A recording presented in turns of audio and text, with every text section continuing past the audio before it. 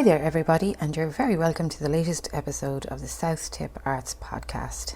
Well, this week there's no other event that we could be talking about aside from the Clonmel Junction Arts Festival, which starts on the 3rd and runs all the way until the 11th of July.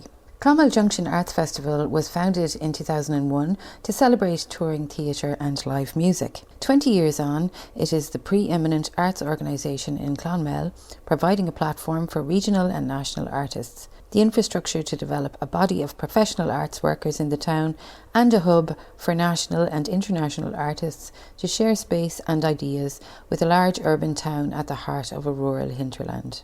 A multidisciplinary arts festival, Clonmel Junction Arts Festival celebrates the town of Clonmel and the talented artists who live and work here. The junction of the title refers to the bringing people together, audiences and artists, local and international companies, town and country. For the 20th anniversary of the festival, the theme is identity and sees a range of projects with artists from junctions past invited to work with Clonmel communities and arts organisations. Here at the Arts Centre, we are always happy to partner with our friends at the Junction Arts Festival, and this year sees us partnering on 4 events. And in this episode, we'll take a look at those and have a chat with each of the artists involved in the various projects. Well, back in the very early stages of 2021, we put out an open call in partnership with the Junction Festival. And in that open call were 2 briefs. One brief was for a gallery exhibition here in the Arts Centre in Clonmel, and the other was an outdoor brief for a piece that would be situated outdoors. The selected artist for the gallery show was Claire Murphy, who presents a photographic installation here in the main gallery at South Tipp Arts Centre from an ongoing body of work that she started during the pandemic. She observes and documents the ordinary moments of her daily life, moments of contemplation, of in-betweenness, all through the analogue medium of 35mm film. The photos are taken at and around her family home, the home where the artist spent her childhood. The resulting images have a quiet stillness and are an intimate exploration of family and the pull that home has on us and on our identity. I was delighted to be able to catch up with Claire during the installation of her exhibition, where we talked about her journey over the last 18 months. Claire, you're so welcome to South Tipp Arts Centre. We've just been, beginning the install. It's a long process, as we all know, of your fabulous photographs downstairs. The exhibition is called Here Is Where I Am. It's a series of images that you took throughout the lockdown, and they're very cinematic, which makes perfect sense because you're a cinematographer. So how did you come to even think of submitting? This is your first exhibition of photographs. What inspired you to kind of change tack? This is the first exhibition I've had where I've just shown photographs, and basically I had my son 2 years ago, and then the pandemic happened and film work just went out the window because I was doing cinematography. So I spent the year just taking photos because I just needed to do it.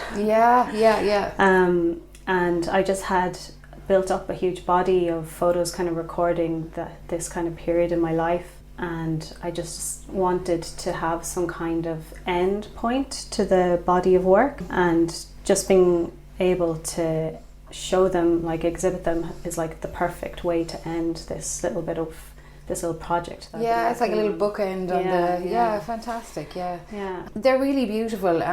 Some of them they're quite intimate. And they draw you to them, and you want to look closer at the details of everything.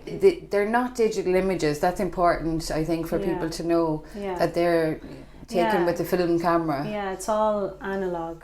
And when I do cinematography work, my preference is to work with film because of the texture and just the way it works with light. And my background before doing cinematography was painting, so I think it's very much connected to some kind of physical element to recording the image. Like digital, I guess for me, doesn't have the same physicality as film. So I'm kind of drawn to that. Is digital something you've ever explored? I'm just wondering in terms of, when a lot of people kind of went digital, me included, I have to say, and it's such a different thing, like to go back to film somehow, that it's such a different experience. is digital something you would have explored? You know, that sort of immediacy of seeing what you've captured.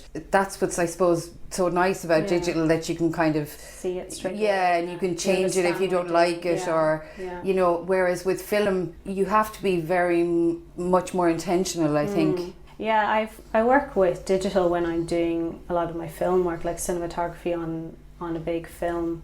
I'd work with big digital cameras, and they're amazing. Like the stuff you can do with them is just amazing, and I love working with them in that setting. But when it's with my own work, there's this kind of slowness and intimacy about using the analog film camera.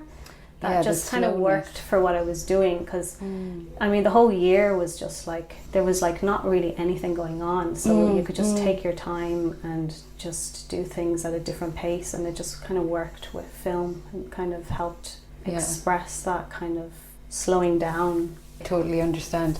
Well, they look absolutely gorgeous in the gallery at the moment. They're not completely, we're mid-hang as we say, and I really look forward to actually seeing it all in situ and in place.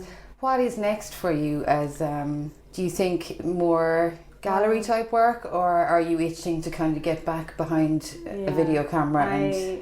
I really miss working on film sets, but what I want to do next is to keep working on my own practice with photography and with maybe 16mm moving image film or Super 8, and just kind of explore those mediums, and also get into the dark room and have a bit more control over the printing of the image. So I think I'm going to kind of experiment with those mediums for a while and see what happens then. Sounds brilliant. Well, look, if anybody is passing the Arts Centre here in Clonmel and Nelson Street during the course of the Junction Festival, Claire's show will be running here until the end of August, so plenty of time to come in and have a look at it. Claire, thanks a million for talking to me. You're welcome. And best of luck with everything. Thank you. The second element of our open call was an outdoor brief, and the selected project for this was the Clonmel Community Manifesto, created by artist Sean Taylor. In this project, Sean invited the public of Clonmel to create a 12-point Clonmel Community Manifesto inspired by the stories and events that have shaped the people of the town during the COVID-19 pandemic. Sean has collected these reflections and whittled them down to a list of 12 points, which will be presented on a large-scale billboard and driven around various locations in the town on the back of an advertising billboard truck, in order for everyone in town to reflect on the points on the billboard and to hopefully carry on the conversation and learn something from all our collective experience in the last 18 months. Sean is currently the programme joint leader on the MA in Social Practice and the Creative Environment at Limerick School of Art and Design. He established the art and science collaboration SoftDay with software engineer Michael Fernstrom in 1999 and continues to develop large-scale public art projects with the SoftDay collaboration. I caught up with Sean on a recent visit to the Arts Centre in Clonmel to talk about the manifesto. Sean Taylor, you're very welcome to South Tipp Arts Centre and to the podcast. Clonmel Community Manifesto. Very, very interesting project.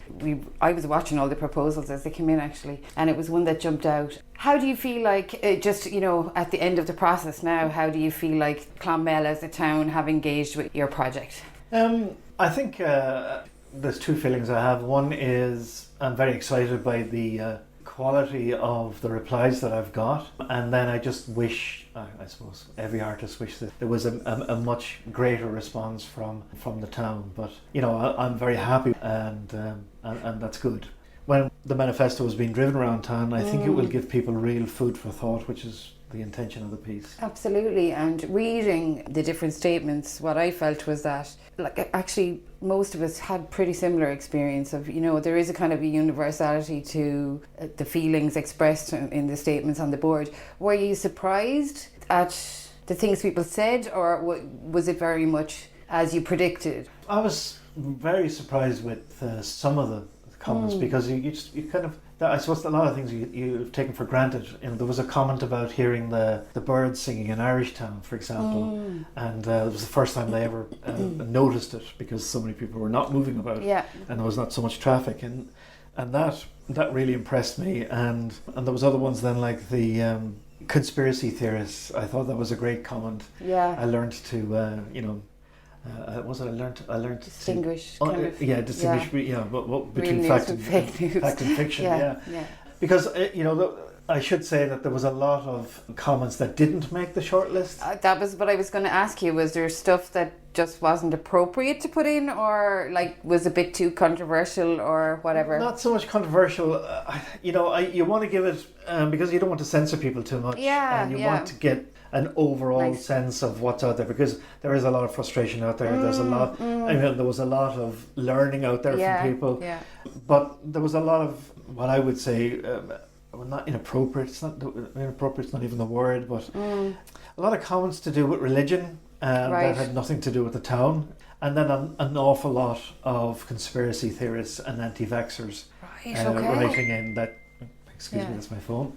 That I just couldn't possibly use because it was too vitriolic. That's incredible, isn't it? There was one I was going to use. Somebody wrote to me on Facebook and said, I don't believe that you would use my manifesto comments because it's just all propaganda for the government to try and make us feel good about ourselves. Therefore, I won't be submitting anything to you. Oh, right. And I did write back to her and I said, look, if you send me something that's worthwhile, I'll put it up. I'm not in the business of censoring that deeply. And she said, no, I know you won't. And then she wanted to know who was paying me. So she was very, very suspicious. Yeah. The manifesto is going to be driven around various locations throughout the festival on a big truck. So it'll be impossible to miss if you see it around. Why did you choose that as your method of delivery? Well, I think just, again, because of the circumstances we find ourselves in. And I do a lot of, my artwork has always been very socially engaged. I do a lot of off-site, outside of gallery work. And I like taking work into places where art doesn't really travel into very often. So the plan, with this was always to use a mobile advertising unit, van, if you call it, with the billboards, and then take it into as many housing estates and places around Clonmel as possible, so people could engage if they wanted to. With the text. I was speaking to Claire just earlier, who has the exhibition downstairs, and she mentioned that the amount of work that she kind of got through during the course of the lockdown, that she felt that this exhibition was almost like a way to bookend that experience. And would you kind of think in a similar way? Yeah, I was very aware when I was sitting down to think about a response to the junction, that it was an opportunity to mark this time in a very particular way. And what better way to mark it than creating a manifesto, because a manifesto is a call to arms or a declaration of intent. It's aspirational. It doesn't always get realized, but it's a commitment by people to do something in that moment, in that time. And I think it suits this time perfectly. Well, I think it works well, and I can't wait to see the truck driving around. I look forward to catching a glimpse of it somewhere. So, just can I say that if anyone wants to make any comments, they can still email me at the email address that was on the application. With any comments and feedback that they have. And that would be a nice thing to have happen as well. I think everybody is slightly COVID fatigued at this point. So I'd say any lack of maybe interaction from people is probably just down to the fact that, like, oh God, more COVID, like. Absolutely. Yeah. Absolutely, so, but like, it's great that you did get such a good response, and thanks for talking to me today, and thanks for having me. Best of luck going forward. Thanks a million. For the final part of our reflection series at this year's Clonmel Junction Arts Festival, artist Rachel Rothwell brings us her project Green Streets. Rachel's project reflects on the way we have come to engage with our public spaces differently in the past 12 months, and our 5-kilometre radius restrictions found many of us tracing different paths through the same neighbourhoods and spending more time in our own localities than ever before, causing us to look at them many times with different eyes. Using clay, local soil and wildflower seeds, Rachel has created seed bomb bricks that are placed in a path beside Clonmel Library, marked with the names of the Clonmel streets. Visitors can come and look at the work. They can break off a piece of the path to bring some of Clonmel home with them, or to spread it somewhere else. They can also add their own suggestions to the path during the festival. Rachel will document the changes in the sculpture's appearance over the course of the festival, archiving its process of change and growth. She was inspired by the name Clonmel, which hints at the richness of the land surrounding it. And this artwork will very much allow the public to become active participants in the process. The seeds of native plants such as daisies, clover and meadowsweet will be included into the mix. The natural materials which make up this installation will also allow any elements that aren't collected to gently return to the earth as it weathers the seasons. Rachel will be present at the site at various times throughout the festival and also will provide a number of workshops. You can check out www.junctionfestival.com for the programme details and exact times for these. I caught up with Rachel during the week in advance of her visit to Clonmel. So you are very welcome to the South Tipp Arts Podcast. It's lovely to talk to you. Your project, Rachel, Green Streets, is gorgeous, actually. We were all so taken with it when the submissions come in. Do you want to tell us a little bit about it? Yeah, definitely. This project is an interactive installation that's also eco-friendly. I suppose the idea came to me kind of over the last year, where I think we've all been kind of confined to a much smaller radius than we usually are, and we end up walking around the same places, and we kind of have rediscovered our urban spaces a little bit. Absolutely agree with you there, actually, and the way that you talk about looking at things differently and noticing things that you've never seen before. I think a lot of people are going to relate to your take on this project. I think it is something we definitely like. You know, you'll notice cracks in the walls, or you'll notice kind of an old building or a funny door, something that you'd never take the time to notice normally. Yeah. And I thought it would be really nice if we could kind of have an art installation that allows us to reflect on that, but also to bring a little bit more green to these urban spaces that can sometimes seem a little bit grey or a little bit imposing. So what the installation is a path of bricks that are going to be installed just outside the library on the little green there. Yeah, I know exactly what you mean. Yeah, hopefully it'll be a nice spot, nice and central. Lovely, yeah, and really near the dome and a lot of the action, so yeah. Exactly, so it'll be very easy to pop by and check it out. And all of the bricks are going to be made from seed bombs. So I'm going to be using a mix of clay, soil and Irish wildflower seeds. And these bricks will also be stamped with different words relating to Clonmel and the names of some of the streets. So you'll be able to take a piece of the bricks if you like. It's a tactile installation, so you're allowed to touch it. You're allowed to break off a bit and take a bit of Clonmel home with you if you like. Fantastic, yeah. And I'll be running brick making workshops during the festival. So if you'd like to make a seed bomb brick, like if that's something you've ever wanted to do or you'd like to try, we'll be running workshops on both Sundays in the festival. They're outdoors now as well, Rachel, aren't they? They are. So we'll cross our fingers for the weather. Oh, you can just make mud pies if it's raining. Exactly. Fun. It'll still be fun. It should be, and it's a really accessible activity. Like it's something that I think, you know, from any age you can get involved. The idea is then, I'm trying to visualize, the bricks will be placed in this area near the library, and over time then they'll just burst into wildflower, will they? I hope so. Wow.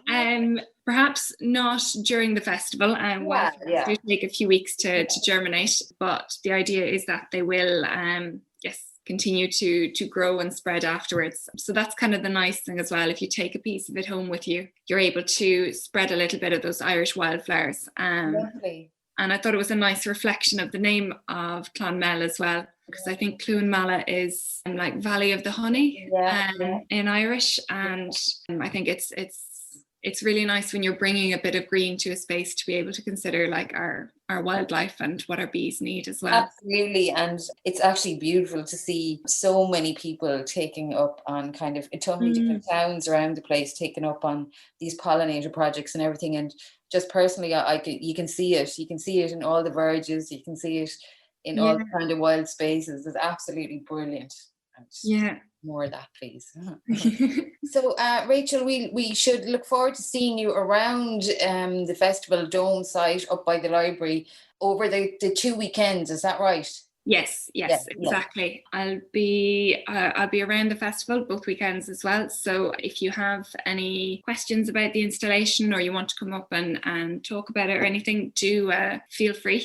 That's absolutely brilliant. And I presume you're probably hoping that people might sort of maybe document it for you a little bit, or that'd be great. That'd be great. I mean, I'll be taking pictures of the installation over the course of the festival because it will react to the weather as well. Like in slightly drier weather, the bricks will crumble in a different way, and obviously if it's a bit damper, they'll be slightly squidgier. But I'll be documenting it as well to see what people take away, what's left. And I'd love to see any photos or any additions that anyone else has for it. I think it could be really fun if as it develops, it would be lovely to watch, and a lovely legacy actually for the 20th anniversary, a lovely little legacy that will be left behind after the festival is over. Yeah, I hope so. Rachel, thanks a million for talking to me. It's been lovely, and wish you all the best with your project, and I hope the weather stays well and that your workshops are very successful, and I look forward to seeing. Thank you very much, Emer. We'll cross our fingers. Brilliant. And we'll come down and say hello to you at some point over the weekend as well. Do, definitely. And last but not least, we are once again delighted to host the students of LIT's digital animation course. As in previous years, students have collaborated with the Clonmel Junction Arts Festival, this year on a series of 6 short films, 6 completely different takes on the theme of identity, which is the theme of this year's festival. The students worked in teams to create short films all the way from concept through to finished production. These can be seen right here at the Arts Centre during the festival from July 5th to 10th in our upstairs gallery. The viewings are from 10 to 12 daily and from 2 p.m. to 4 p.m. in the afternoons. I was delighted to catch up with one of the students, Jack Moroney, to hear all about the short films. Jack Moroney, a student at LIT, animation student. Yeah. So always a strong connection between LIT and the Junction Arts Festival and indeed the Arts Centre here. So this year the project that you were tasked with was the theme of identity. So you needed to create little films on that. Yeah, essentially it was just 2-minute short films, animation based, that we had to build around the theme of identity. And I'll give a brief description of kind of like the ways they were interpreted. So there was like 5 groups, and I really like the theme of identity because there's a lot of variety there. The short films we conjured up this year, one was like about fantasy with a mythical Irish forest with a little bit of horror elements. In my own group, we had something more regular, such as just a fella going to a shop to buy biscuits. And then other short films, you can have it be more topical with like showcasing disability in sports, or wildly relatable, moving out of one's house. And then the last film we had there as well was more comedic, with showing a little alien sightseeing across the world. It's always amazing to see the diversity of ways people can take the idea of just this one word identity. It means so many different things to so many different people.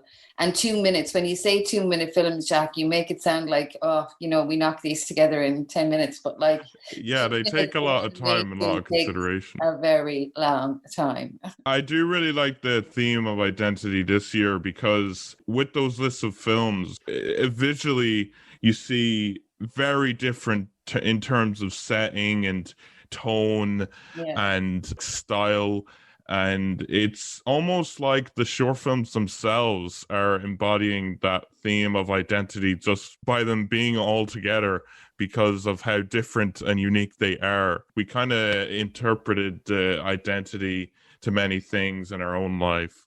And actually, when you were in teams of 5, you mentioned, was it difficult to kind of get consensus, at the beginning when you're kind of draft up your ideas and make your storyboards? And well, if you want me to speak about my own team, we kind of had a procedure to that. So our team was called Loose New Studios, and it started with myself and 2 mates there, Dara and Jason. And we got Lena and Yishin, who joined later. But we kind of saw identity in more of a cynical way, but not intentional. We wanted to have something that didn't feel short filmy despite its short time. Like, because we're familiar with like maybe magic and a sense of wonder in short form storytelling. So we wanted to avoid that. So we decided, hey, what if we do a story about a guy going to a shop and he's just, I don't know, he's working all day and he's really excited to get biscuits. So there was kind of the consumer identity that showed up there, and like that stayed throughout, and we built around that. So we were like putting in like Irish cultural identity in there as well, because like you'll notice visual gags on like brands and whatnot. You're like, oh, I notice what that is. That's like an Irish piece of little reference bread or milk. Yeah, like there's little things throughout where it's like, oh yeah, I relate to that. And it's kind of so Irishness is part of your team identity strongly then in that case. Yeah, it's sort of, I see identity as like a big thing, right? Like you could almost go a paradigm shift levels, like, oh, this changed my life. So just doing something where it's in everyone's life, going to the shop to get food. You pick the opposite. You took a kind of a mundane activity and kind of... and people ignore it, you know, because it's just so ordinary. But it is a big part of our lives, and it takes a lot of time. So sure, we might as well tell a story about it. Yes. So the films, Jack, are going to be running here at the Arts Centre for the week of the festival from Monday to Friday. So people can come and visit. There's going to be 2 showings in the mornings from 10 to 12 and then in the afternoons from 2 o'clock to 4 o'clock. So everyone's welcome to come and see those. Just out of interest, they don't carry PG ratings or anything like that. Should we? Anything we need to tell anyone? I think they're all probably around PG. Yeah. So maybe not for tiny children, but I suppose if there's a lot of visual gags and things, it may be just a slightly older audience to appreciate that anyway. Yeah, it's definitely probably an older audience. Probably very worthwhile to watch for anybody who's interested in studying animation. For anyone that's like interested in animation, it's actually a really good opportunity to see if you like came to Clonmel campus. You will be doing that since the Clonmel campus in conjunction with the Arts Festival does it each year. Yeah. So, like, I think it's a really instrumental part in learning and becoming a better artist. To have something to work towards and an actual brief that's going to be seen by the public. You know, it's a nice challenge to take on as a team as well. And yeah, I've learned loads. I've learned stuff about myself that I didn't really think I would be interested in, like just the more technical aspects of animation. You know, it's a great learning experience. Listen, thanks for talking to me, and thanks. All right. Bye, Emer. And that's it for another episode of the South Tipp Arts Podcast. All that's left for me to do is to say thank you to Claire, to Sean, to Rachel and to Jack for taking some time out to have a chat with me this week. I'd like to urge everybody to go to www.junctionfestival.com and have a look at the lineup. There are an absolute ton of events on, something for everybody, and I think more important than ever to support our artists and our community at this time. Given the recent disappointments and the fact that the festival will now not be able to allow the limited audiences inside, which is disappointing. So everybody, show them support in any way you can over the next week. I know they're deeply appreciative of all the support they get from the local community. You can also have a look at our website, www.southtippartcentre.ie, for all the events mentioned in this episode. And if you'd like to contact the podcast, the email address is southtippartspodcast@gmail.com. That's southtippartspodcast@gmail.com. And we'll talk to you all next time. Enjoy the festival.